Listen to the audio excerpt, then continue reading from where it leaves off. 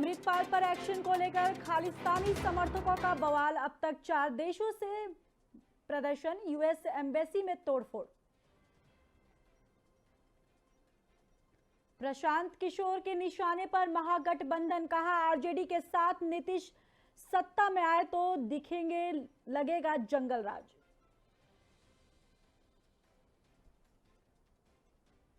तेईस मार्च से उत्तर भारत में बारिश बिगाड़ सकती है हालात, जमकर बरसेंगे बादल, तापमान में गिरावट से बढ़ेगी ठंड। डोनाल्ड ट्रंप की बड़ी मुश्किलें, आज हो सकती है गिरफ्तारी, समर्थकों से किया दावा, हम फिर व्हाइट हाउस में जीतेंगे।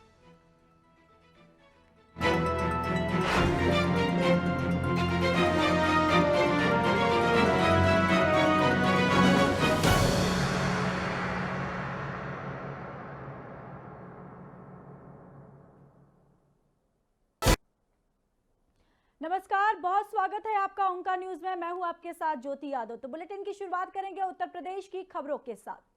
सीएम योगी आदित्यनाथ ने रविवार को अयोध्या का दौरा किया और राम मंदिर निर्माण स्थल भी पहुंचे, जहां सीएम योगी ने काम की धीमी प्रगति को लेकर अधिकारियों की जमकर क्लास भी लगाई। उन्होंने साफ तौर पर कहा कि समय से परियोजना का पूरा करने के लिए 24 घंटे काम किया जाए और इसके लिए कामगारों की 3 शिफ्ट भी बनाई जाए। उसी के मुताबिक कामगारों की संख्या बढ़ाई जाए और सीएम ने यह भी कहा कि भगवान श्री राम के भव्य मंदिर के निर्माण कार्य युद्ध स्तर पर अपने तय समय सीमा के अंदर आगे बढ़ रहा है और मुझे भी मौके पर जाकर उनके भौतिक सत्यापन करने का अवसर मिला है। इन विश्वास के साथ कह सकता हूं कि जिस तरह समयबद्ध तरीके से और तेजी के साथ अयोध्या में विकास कार्य हो रहे हैं, अगले 1 साल के अंदर अयोध्या वास्तव में एक सुंदरतम नगरी के रूप में देश और दुनिया के सामने होगी। इन कार्यों को तेज करने और अलग अलग परियोजनाओं की गुणवत्ता बनाए रखने के लिए भी उन्होंने कहा है।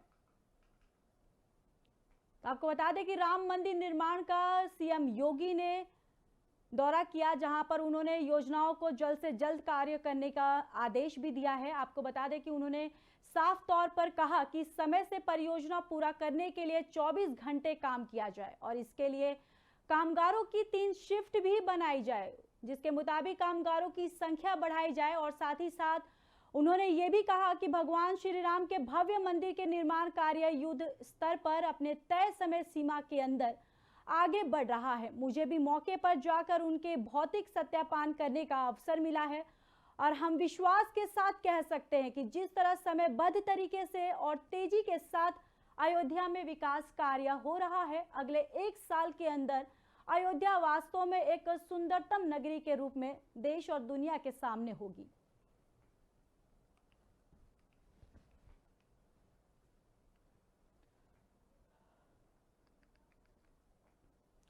संभल जिले में दबंगों से परेशान एक परिवार ने घरों पर गुंडों के डर से मकान बिकाऊ के बोर्ड लगाए, जिससे हड़कंप मचा हुआ है। वहीं आपको बताते चले कि गृह स्वामी शिक्षा मित्र दंपति पर करीब 1.5 माह पूर्व भूमि विवाद में दबंगों ने हमला कर बुरी तरह से मारपीट कर इस मामले में पुलिस पर कार्रवाई की जगह दबंगों को छूट देने का भी आरोप लगाया जा रहा है। वहीं पुलिस ने इस मामले में बारीकी से जांच कर कार्रवाई की बात कही है। आपको बता दें कि ये पूरा मामला जुनवाई थाना इलाके के गांव मघेरा का है, जहां बीते महीने 8 फरवरी को दबंगों ने बाइक से घर जा रहे शिक्षा मित्र संजीव शर्मा और उसकी पत्नी भुवनेश के सिर पर लाठियों के ताबड़तोड़ प्रहार कर दिया था, जिससे दंपति घायल हो गए और उनको इलाज के लिए अस्पताल में भर्ती करवाया गया है। मामला शिक्षा मित्र के भाई जतेंद्र ने भगवान सिंह यादव, अजय पाल, राजीव वीर और विजनेश के खिलाफ धारा 307 में भी रिपोर्ट दर्ज कर ली गई है। आरोप है कि पुलिस इस मामले में कोई कार्रवाई नहीं कर रही है। तो आपको बताते चले कि इस पूरे मामले में पुलिस ने कार्रवाई की जगह दबंगों को छूट देने का पुलिस पर आरोप लग रही है। और वही आपको बताते चले कि पुलिस ने इस मामले में बारीकी से जांच कर कार्रवाई की बात भी कह रही है। पूरा मामला जुनवाई थाना इलाके के गांव मघेरा का है, जहां बीते माह 8 फरवरी को दबंगों ने बाइक से घर जा रहे शिक्षा मित्र संजीव शर्मा और उनकी पत्नी को सिर पर लाठियों से ताबड़तोड़ प्रहार कर दिया, जिससे दोनों घायल हो गए और जहां पर अभी उनको अस्पताल में भेजा गया है इलाज के लिए। वही ये बताते चले कि मामले में शिक्षा मित्र के भाई जितेंद्र ने भगवान सिंह यादव, अजय पाल, राजवीर और विजनेश के खिलाफ धारा 307 में रिपोर्ट दर्ज करवाई गई है। आरोप है कि पुलिस इस पूरे मामले में कोई कार्रवाई नहीं कर रही है और वही दबंग रात को तमंचे लेकर घर आ जाते हैं और मारपीट करते हैं। यही नहीं, धमकी भी देते हैं। पीड़ित परिवार की महिला मिथिलेश का आरोप है कि गांव यादव बिरादरी के लोग उनके साथ मारपीट करते हैं और रात में घर पर चढ़ाई कर देते हैं। वही परिवार की महिलाओं के साथ अभद्रता करते हैं। पुलिस कोई मदद नहीं कर रही है, इसलिए वे मकान बेचकर जा रहे हैं। पीड़ित परिवार ने गांव में दबंगों के डर से मकान बिकाऊ के बोर्ड भी लगा दिए हैं। इस मामले में संभल जिले के अपर पुलिस अधीक्षक श्रीश चंद्र ने बताया कि जुनवाई थाना इलाके के गांव मेगरा में दो पक्षों के बीच भूमि विवाद को लेकर वाद दायर किया गया है और इस पूरे मामले में एक पक्ष द्वारा दूसरे पक्ष के साथ मारपीट की गई थी, जिसमें थाने में मुकदमा दर्ज कर दूसरे पक्ष को 2 आरोपियों को जेल में भेज दिया गया है। थाना जिनोही के ग्राम मेगरा में दो पक्षों में भूमि विवाद को लेकर परस्पर वाद दायर किया गया है। इस प्रकरण में एक पक्ष द्वारा दूसरे पक्ष के साथ मारपीट की गई। इस संदर्भ में थाने पर अभियोग पंजीकृत किया गया, साथ ही 2 अभियुक्तों को गिरफ्तार करके जेल भेजा गया है। प्रकरण में पलायन जैसी कोई भी बात स्पष्ट नहीं हुई है, फिर भी गहराई से छानबीन की जा रही है। शीघ्र ही प्रकरण में अग्रिम विधि कार्रवाई की जाएगी। थाना जिनोही के तो वहीं 100 शैय्या अस्पताल में मेडिकल स्टोर संचालक और पैथोलॉजी संचालकों की एंट्री बैन हो गई है। मरीजों से दवाई के नाम पर उगाही की लगातार शिकायतें आ रही थी, जिसके बाद मरीजों की शिकायतों पर सीएमएस ने यह फरमान जारी किया है। दरअसल प्रभारी सीएमएस डॉक्टर विपिन सचान ने बताया कि आदेशों की अवहेलना करने वालों के खिलाफ एफआईआर दर्ज करवाई जाएगी और मरीजों को मिलने वाले सहूलियतों से कोई खिलवाड़ बर्दाश्त नहीं किया जाएगा। प्रभारी सीएमएस ने इमरजेंसी वार्ड में मेडिकल स्टोर संचालकों को जमकर लताड़ भी लगाया, फिर से न आने की हिदायत भी दे डाली। तो दवाइयों के नाम पर उगाही का ये पूरा मामला है। मामला 100 शैय्या अस्पताल में मेडिकल स्टोर संचालक और पैथोलॉजी संचालकों की एंट्री बैन हो गई है और साथ ही साथ मरीजों से दवाई के नाम पर उगाही की लगातार शिकायतें आ रही थी, जिसके बाद मरीजों की शिकायतों पर सीएमएस ने ये फरमान जारी किया है। प्रभारी सीएमएस डॉक्टर विपिन सचान ने बताया कि आदेशों की अवहेलना करने वालों के खिलाफ एफआईआर दर्ज करवाई जाएगी। वहीं मरीजों को मिलने वाली सहूलियतें से कोई भी खिलवाड़ बर्दाश्त नहीं किया जा सकेगा। तो बता दें कि मेडिकल स्टोर संचालक और पैथोलॉजी संचालकों की एंट्री बैन कर दी गई है और साथ ही साथ मरीजों से दवाई के नाम पर उगाही की लगातार ये शिकायतें आ रही थी, जिसके बाद मरीजों की शिकायतों पर सीएमएसओ ने ये फरमान जारी किया है। प्रभारी सीएमएस डॉक्टर विपिन सचान ने बताया कि आदेशों की अवहेलना करने वालों के खिलाफ एफआईआर दर्ज करवाई जाएगी और साथ ही साथ मरीजों को मिलने वाली सहूलियतों से कोई भी खिलवाड़ बर्दाश्त नहीं किया जाएगा।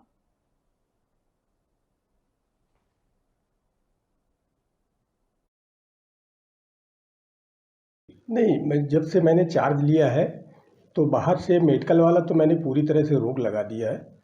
कहीं भी इस तरह की कोई शिकायत अभी तक मेरे पास नहीं आई। आएगी भी अगर कोई शिकायत आती है तो मैं उस पर पूरी कार्रवाई करूँगा। और स्टाफ की रही बात, तो वो भी मेरे पास अभी तक कोई ऐसी शिकायत नहीं आई है और मैं पूरी तरह इस पे जो है लगाम लगा दूंगा। अगर मेरे पास कोई शिकायत आती है तो उस पर कार्रवाई होगी। नहीं, जब से मैंने चार्ज लिया है तो बाहर से मेडिकल वाला तो मैंने पूरी तरह से रोक लगा दिया है। कहीं भी इस तरह की कोई शिकायत अभी तक मेरे पास नहीं आई। आएगी भी अगर कोई शिकायत आती है तो मैं उस पर पूरी कार्रवाई करूँगा। और स्टाफ की रही बात, तो वो भी मेरे पास अभी तक कोई ऐसी शिकायत नहीं आई है और मैं पूरी तरह इस पे जो है लगाम लगा दूंगा। अगर मेरे पास कोई तो वहीं हाथरस जंक्शन क्षेत्र के राजपुर गांव में उद्घाटन के कुछ ही समय बाद अमृत सरोवर के घटिया निर्माण सामग्री की पोल खुल गई है। आपको बता दें कि गांव राजपुर में सरकारी धन से अमृत सरोवर का निर्माण अभी कुछ ही समय पूर्व करवाया गया था, जिसका वर्तमान ब्लॉक प्रमुख के द्वारा बड़े जोरों शोरों से कार्यक्रम आयोजित कर उद्घाटन भी किया गया। लेकिन कल देर रात पड़ी बारिश में इस अमृत सरोवर में लगी घटिया निर्माण सामग्री की पोल खुल गई है। बारिश के चलते सरोवर के चारों तरफ बनाई गई सीढ़ियां नीचे धंस गई हैं, जो इस कार्य में लगी निर्माण सामग्री की पोल खुलती हुई नजर आई। वही बताते चले कि पूर्व में भी सीढ़ियां धंस चुकी थी, जिन्हें ठेकेदार द्वारा तत्काल आनन फानन में मिट्टी डालकर भरवाकर उन्हें सही करवाया गया था। अब देखना यह होगा कि आखिर यह अमृत सरोवर घटिया निर्माण सामग्री के चलते कितने दिन तक यहां लोगों को दिखाई देता है। तो आपको बताते चले कि राजपुर में सरकारी धन से अमृत सरोवर का निर्माण अभी कुछ ही समय पूर्व में करवाया गया था, जिसका ब्लॉक प्रमुख के द्वारा बड़े जोरों शोरों से कार्यक्रम आयोजित कर उसका उद्घाटन भी किया गया था। लेकिन कल देर रात पड़ी बारिश में इस अमृत सरोवर में लगी घटिया निर्माण सामग्री की पोल खुल गई है। बारिश के चलते सरोवर के चारों तरफ बनाई गई सीढ़ियां नीचे से धंस गई हैं, जो इस कार्य में लगी निर्माण सामग्री की पोल खुलती हुई नजर आई है। वही आपको बताते चले कि पूर्व में भी सीढ़ियां धंस चुकी थी, जिन्हें ठेकेदार द्वारा तत्काल आनन फानन में मिट्टी डालकर भरवाकर उन्हें सही करवाया गया था। अभी देखना यह होगा कि आखिर क्या अमृत सरोवर घटिया निर्माण सामग्री के चलते कितने दिन तक यहां लोगों को दिखाई देता है।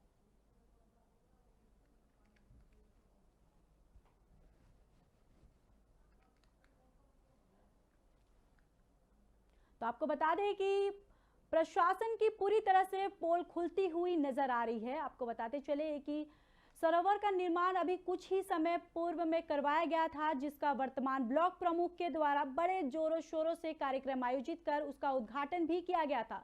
लेकिन कल देर रात पड़ी बारिश में इस अमृत सरोवर में लगी घटिया निर्माण सामग्री की पोल खुलती हुई नजर आ रही है। बारिश के चलते सरोवर के चारों तरफ बनाई गई सीढ़ियां नीचे से धंस गई हैं, जो इस कार्य में लगी निर्माण सामग्री की पोल खुलती हुई नजर आई है।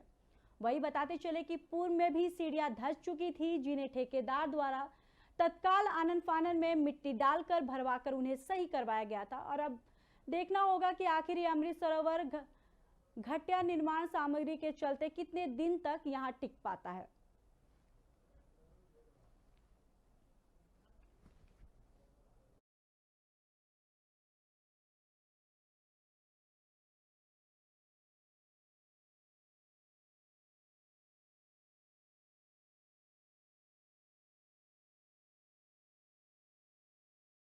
ज्यादा जानकारी के साथ हमारे संवाददाता उमस जुड़ चुके हैं। उमस, जिस तरीके से ये प्रशासन की पोल खुलती हुई नजर आई है, क्या कुछ और वहां पे देखने को मिल रहा है? आपको बता दें कि हाथरसगढ़ थाना क्षेत्र के गांव नगला सड़क का है। ये पूरे रहने वाली महिला गर्भवती महिला थी, इसे पीड़ा होने लगी, जिसके बाद एम्बुलेंस को फोन किया। एम्बुलेंस काफी 1 घंटे देरी से पहुंची, जब तक महिला ने सड़क पे बच्चे को जन्म दे दिया, जिससे कि एम्बुलेंस और स्वास्थ्य विभाग की पोल खुलती नजर आई है। जी होम्स, अगर देखा जाए, अगर आगे भी कई तरह के ऐसे होते हैं कि जो प्रशासन की पोल खुलती हुई नजर आती है, जहां पर ऐसी तरह से घटिया सामग्री का यूज किया जाता है, जिसकी वजह से कई घटनाएं भी होती हैं, लेकिन फिर भी इसके बावजूद भी प्रशासन क्यों नहीं अलर्ट नजर आता? आपको बता दें कि हाथरस में एम्बुलेंस है, काफी एम्बुलेंस की स्थिति काफी खराब है। एम्बुलेंसों के गेट टूटे हुए हैं और उसके बाद भी प्रशासन, हाथरस प्रशासन नहीं जाग रहा। स्वास्थ्य विभाग की आए दिन कमियां पाई जाती है, उसके बाद भी स्वास्थ्य विभाग में आज तक कोई सुधार नहीं पाया गया। अभी इस पूरे मामले में प्रशासन की तरफ से क्या प्रतिक्रिया आई है? प्रशासन की तरफ से महिला को हॉस्पिटल में भर्ती करा दिया गया है और महिला का उपचार जारी है। और प्रशासन की तरफ से अभी भी एम्बुलेंस चालक के खिलाफ कोई कार्रवाई नहीं की गई है। और अभी महिला की क्या स्थिति बताई जा रही है? महिला की स्थिति सही है। महिला सामूहिक स्वास्थ्य केंद्र हॉस्पिटल में बागला में भर्ती है और महिला का उपचार जारी है। और प्रशासन की तरफ से अभी एम्बुलेंस चालक के खिलाफ कोई कार्रवाई नहीं की है। जी होम्स, चलिए बहुत बहुत धन्यवाद हमारे साथ जुड़ने के लिए, सारी जानकारी हमारे साथ साझा करने के लिए। तो आपको बताते चले कि हाथरस जंक्शन क्षेत्र के राजपुर गांव में उद्घाटन के कुछ ही समय बाद अमृत सरोवर के घटिया निर्माण सामग्री की पोल खुल गई है। वही आपको बताते चले कि राजपुर में सरकारी धन से अमृत सरोवर का निर्माण अभी कुछ ही दिन करवाया गया था, लेकिन पूरी तरह से ये सड़क धराशायी हो गया है और साफ तरीके से हमें प्रशासन की यहाँ पर लापरवाही भी दिख रही है।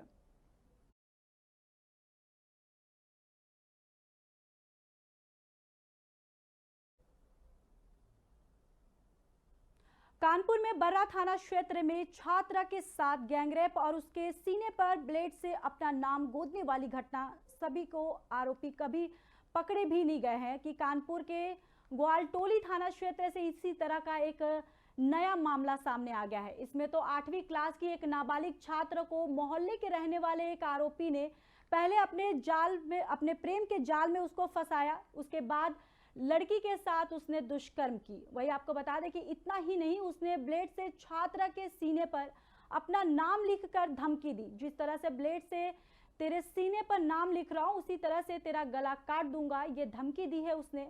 और साथ ही साथ आपको बता दें कि उसके साथ जो दुष्कर्म का वीडियो उसने बनाया था वो भी धमकी दे रहा था कि मैं सार्वजनिक कर दूंगा। 8वीं क्लास की नाबालिग छात्रा इतनी दहशत में आ गई और अपने घर में बड़ी बहन की शादी का रखा 10.5 लाख रुपया अटैची से निकालकर धीरे धीरे 1 महीने में ही आरोपी को सौंप दिया। लेकिन एक दिन पहले घर वालों ने जब अटैची देखी तो पैसा गायब था। इसके बाद जब छात्रा से पूछताछ की गई तो सारा मामला खुल गया। अब पुलिस ने इस मामले में एफआईआर लिखकर कार्रवाई शुरू कर दी है। तो 8वीं की क्लास की पढ़ने वाली छात्रा के साथ दुष्कर्म का मामला सामने आया है। बता दें कि मोहल्ले के रहने वाले ही एक आरोपी ने अपने प्रेम जाल में छात्रा को फंसाया, फिर उसके बाद उसके साथ दुष्कर्म किया। और इतना ही नहीं, उसने ब्लेड से छात्रा के सीने पर अपना नाम लिखकर उसको धमकी दे डाली। उसने कहा कि जिस तरह से ब्लेड से तेरे सीने पर नाम लिख रहा हूं उसी तरह से तेरा गला भी काट दूंगा। वही मुझे घर से पैसा ला कर दे क्योंकि तेरे साथ जो दुष्कर्म का वीडियो है वो वायरल कर दूंगा। ये सारी धमकी उसने दी है। 8वीं क्लास की नाबालिग छात्रा इतनी दहशत में आ गई और अपने घर में बड़ी बहन की शादी का रखा 10.5 लाख रुपया अटैची से निकालकर उसने आरोपी को सौंप दिया है। अब इस पूरे मामले में पुलिस ने एफआईआर दर्ज कर ली है और आगे की कार्रवाई में जुट गई है।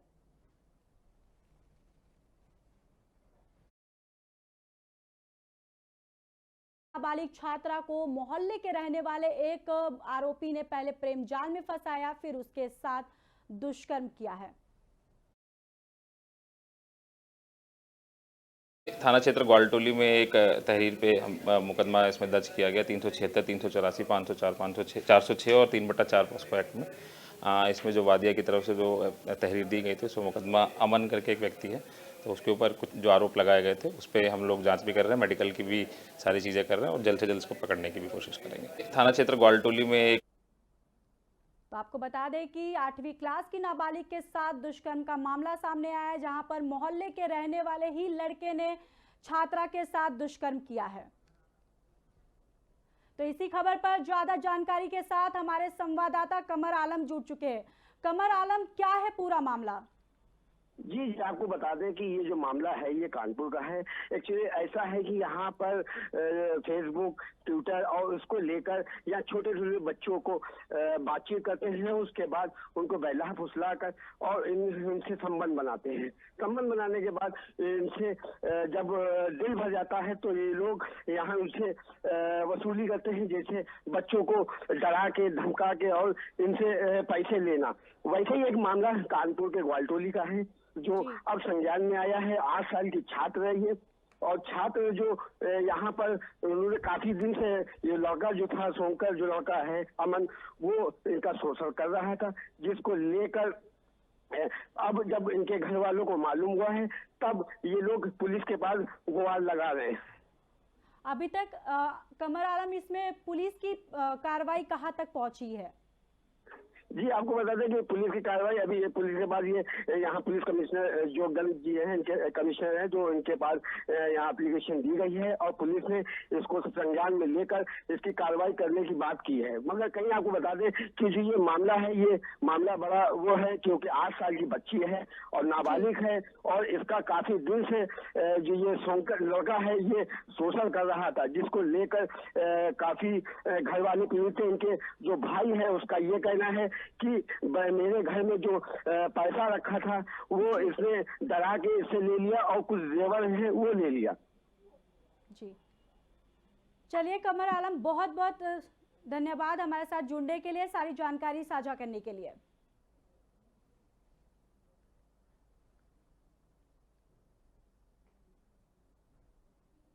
हाथरस में सरकार द्वारा चलाई जा रही 108 एम्बुलेंस सेवा की खुली पोल है। फोन करने के घंटों बाद भी एम्बुलेंस नहीं पहुंची है। आपको बता दें कि प्रसूता महिला ने जब खुली सड़क पर बच्चे को जन्म दिया, उसके बाद आई एम्बुलेंस वहां पर पहुंची। और आपको बताते चले कि पूरा मामला थाना हाथरस गेट क्षेत्र के गांव नगला सड़क का है। यहां रहने वाली एक गर्भवती महिला को प्रसव पीड़ा होने लगी, जिसके बाद परिजनों के द्वारा लगातार 108 एम्बुलेंस को फोन किया गया। वहीं घंटों फोन करने के बाद भी 108 एम्बुलेंस जब नहीं आई तो परिजन महिला को ई बैटरी रिक्शा से लेकर अस्पताल के लिए चल दिए, लेकिन कुछ दूर चलने के बाद ही महिला के प्रसव पीड़ा होने लगी। तो परिजनों ने तत्काल राहगीर महिलाओं की मदद से भीड़ भारी खुली सड़क पर ही प्रसूत महिला को लिटाकर उसके डिलीवरी करवाई। और यह मामला देख वहां के लोगों की भीड़ जमा हो गई और वह विश्वस्तरीय सेवाओं को कोसते नजर आए। महिलाओं के द्वारा बच्चे को जन्म देने के आधे घंटे बाद 108 एम्बुलेंस वहां पहुंची, जो बच्चे को जिला अस्पताल लेकर पहुंच गई है। वही देखने वाली बात है कि सरकार के द्वारा 108 एम्बुलेंस लोगों की सुविधा के लिए चलाई गई है, लेकिन हाथरस जिले में इस सुविधा का लोगों को विशेष लाभ नहीं मिल पा रहा है। और 108 एम्बुलेंस कॉल करने के घंटों बाद भी घटनास्थल पर एम्बुलेंस नहीं पहुंची है।